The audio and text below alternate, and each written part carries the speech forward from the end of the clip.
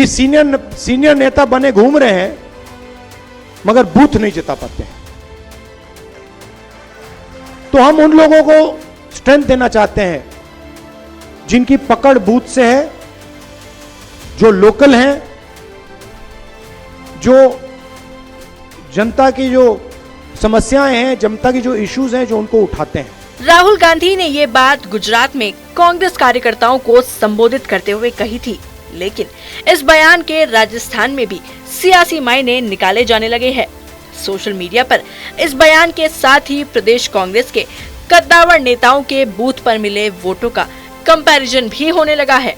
लोकसभा चुनाव 2025 में राजस्थान में कांग्रेस ने बीजेपी के हैट्रिक के सपने को तोड़ते हुए 25 में से 8 सीटें खुद के खाते में तो वहीं 3 सीटें गठबंधन के खाते में डाली थी। कुछ सीटों पर कांग्रेस उम्मीदवारों ने बीजेपी को कड़ी टक्कर भी दी थी।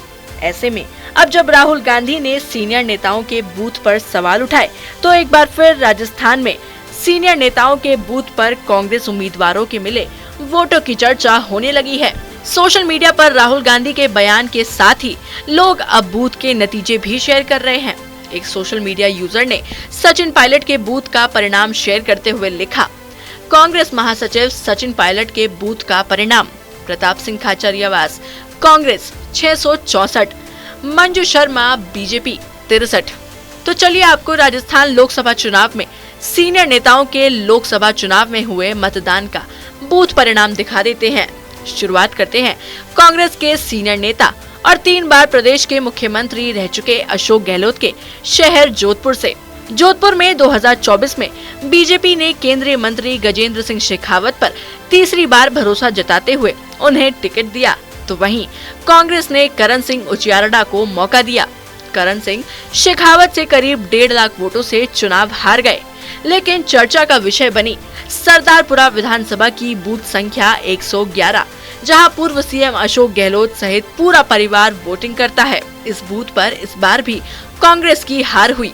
यहां कांग्रेस को 219 वोट मिले, जबकि भाजपा के शेखावत को 658 मत प्राप्त हुए। अशोक गहलोत के बाद अब बात करते हैं दूसरे मोस्ट सीनियर नेता और गहलोत सरकार में मंत्री के साथ ही साथ 2022 में कांग्रेस आलाकमान को चुनौती देने वाले नेता शांति धारीवाल की। शांति धारीवाल ने 2023 के विधानसभा चुनाव में बीजेपी के उम्मीदवार प्रहलाद गुंजल को मात देकर जीत दर्ज की थी। लोकसभा चुनाव से पहले गुंजल ने कांग्रेस का दामन थाम लिया और कांग्रेस ने उन्हें कोटा लोकसभा सीट से अपना उम्मीदवार घोषित किया। गुंजल के सामने थे लोकसभा स्पीकर ओम बिरला और गुंजल अपने बूथ पर आगे रहे, लेकिन शांति धारीवाल के बूथ नंबर 115 की बात की जाए तो यहाँ भाजपा को बढ़त मिली।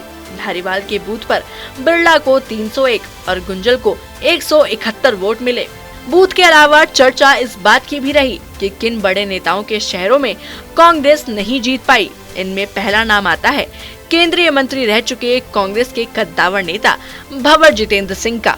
बता दें, भंवर जितेंद्र सिंह अलवर सीट से 2009 में चुनाव जीते थे, लेकिन 2014 में उन्हें महंत चांदनाथ से हार का सामना करना पड़ा। 2018 में जब उपचुनाव की बारी आई तो इस बार कांग्रेस ने भंवर जितेंद्र सिंह की जगह पूर्व सांसद करण सिंह यादव को मौका दिया और करण सिंह ने ये उपचुनाव जीता भी। लेकिन 2019 के लोकसभा चुनाव में कांग्रेस ने करण सिंह को मौका नहीं दिया। ऐसे में 2024 के चुनाव में फिर जब करण सिंह को टिकट नहीं मिला तो उन्होंने भंवर जितेंद्र सिंह पर टिकट कटवाने का आरोप लगाते हुए बीजेपी का दामन थाम लिया। 2024 में कांग्रेस ने यहां से विधायक ललित यादव को मैदान में उतारा, लेकिन वो बीजेपी के उम्मीदवार भूपेंद्र सिंह यादव से चुनाव हार गए। सीट और शहर में हार के साथ ही साथ सवाल टिकट को लेकर भी उठे। दरअसल सीकर, जहां से कांग्रेस के प्रदेश अध्यक्ष गोविंद सिंह डोटासरा आते हैं, कांग्रेस ने 2024 में वहां अपना प्रत्याशी ही नहीं उतारा, बल्कि सीपीआईएम के साथ गठबंधन करते हुए उनके प्रत्याशी अमरा राम का समर्थन किया। अमरा राम ने इससे पहले लोकसभा में 4 बार दावेदारी पेश कर चुके थे, लेकिन कभी भी 1 लाख वोट भी हासिल नहीं कर पाए थे। लिहाजा जब कांग्रेस ने सीपीआईएम को समर्थन दिया तो लोग सवाल उठाने लगे। अब भले ही लोकसभा चुनाव में प्रदेश कांग्रेस की नेतृत्व गोविंद सिंह डोटासरा कर रहे थे, और जीत का क्रेडिट उन्हें दिया जा रहा हो। लेकिन राहुल गांधी के सीनियर नेताओं वाले बयान के बाद चर्चा ये भी हो रही है कि सचिन पायलट ने लोकसभा चुनाव में 7 उम्मीदवारों के नाम सुझाए थे, जिनमें से 4 को जीत मिली, वहीं 3 ने अपने प्रतिद्वंदियों को कड़ी टक्कर दी। कहा जाता है कि जयपुर ग्रामीण से उम्मीदवार अनिल चोपड़ा के लिए तो पायलट और डोटासरा में ठन भी गई थी। तब प्रियंका गांधी के वीटो के बाद अनिल चोपड़ा को टिकट मिला और अनिल चोपड़ा ये सीट 2000 से भी कम वोटों से हार गए।